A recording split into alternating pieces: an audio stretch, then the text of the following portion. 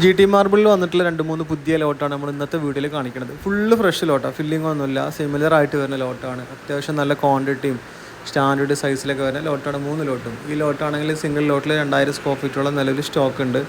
Size ആണെങ്കിൽ ഈ 6.5 അടിയോളം നീളം വരുന്നുണ്ട്, 3.5-3.25 അടിയോളം വീതി വരുന്ന ഒരു അടിപൊളി ലോട്ടാണ്. GT പൊതുവേ നല്ല പോളിഷിങ് കിട്ടും, അത്യാവശ്യം കുഴപ്പമില്ലാത്ത കല്ലിനാണ് GT. പിന്നെ ഒരു ആവറേജ് റേഞ്ചിൽ വരുന്ന കല്ലും കൂടിയാണ്. നമ്മൾ മുമ്പ് പറഞ്ഞ പോലെ തന്നെ വെള്ളം കയറുന്ന പ്രശ്നങ്ങൾ, അതുപോലെ കറ പിടിക്കുന്ന പ്രശ്നങ്ങൾ, ചളി പിടിക്കുന്ന പ്രശ്നങ്ങൾ, അങ്ങനത്തെ ടെൻഷനൊക്കെ ആലോചിച്ച് കണ്ട് മാർബിൾ എടുക്കാതിരിക്കാൻ ചിന്തിക്കുന്ന കസ്റ്റമേഴ്സിനൊക്കെ പറ്റിയ നല്ലൊരു ഓപ്ഷനാണ് GT, അതുപോലെ രാംപൂർ മാർബിൾ, അങ്ങനത്തെ മാർബിളൊക്കെ. അതുപോലെ വന്നിട്ടുള്ള വേറെ ലോട്ടാണ് നമ്മളിപ്പോൾ വീട്ടിൽ കാണുന്നത്. GT തന്നെ വന്നിട്ടുള്ളതാണ്, ഫ്രഷാണ് സാധനം, ഫില്ലിംഗ് ഒന്നുമില്ല, നല്ല സ്റ്റാൻഡേർഡ് സൈസ് ഉണ്ട്. 7 അടിയോളം നീളം വരുന്നുണ്ട്, 2100 സ്ക്വയർ ഫീറ്റോളം നിലവിൽ സിംഗിൾ ലോട്ടിൽ സ്റ്റോക്കും ഉണ്ട്. നല്ല രസമുള്ള ലോട്ടാണ്. വിരിച്ച് കഴിഞ്ഞ ഒരു യൂണിഫോമായി വരുമ്പോൾ നല്ല ഭംഗിയുണ്ടാവും ഈ ലോട്ടുകളൊക്കെ. GTയിൽ മാത്രമല്ല, വൈറ്റിലാണെങ്കിലും മോർച്ചാന, മോർവേഡ്, അതുപോലെ ഉംതി, അഗ്രിയ വൈറ്റ്, വണ്ടർ കട്നി പോലുള്ള ഒരുപാട് മെറ്റീരിയലുകൾ നിലവിൽ ഇഷ്ടംപോലെ സ്റ്റോക്ക് ഉണ്ട് യാർഡിൽ.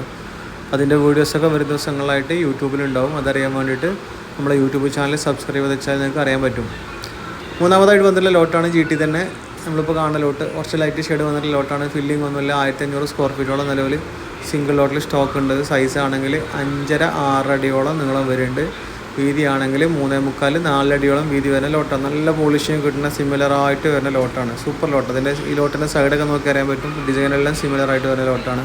ഷോപ്പിൻ്റെ ലൊക്കേഷന് മാർബിൾസ് വൈദ്യരങ്ങാടിയാണ് ഷോപ്പിൻ്റെ ലൊക്കേഷന്. താഴെ കോൺടാക്ട് നമ്പർ കൊടുത്തിട്ടുണ്ട്.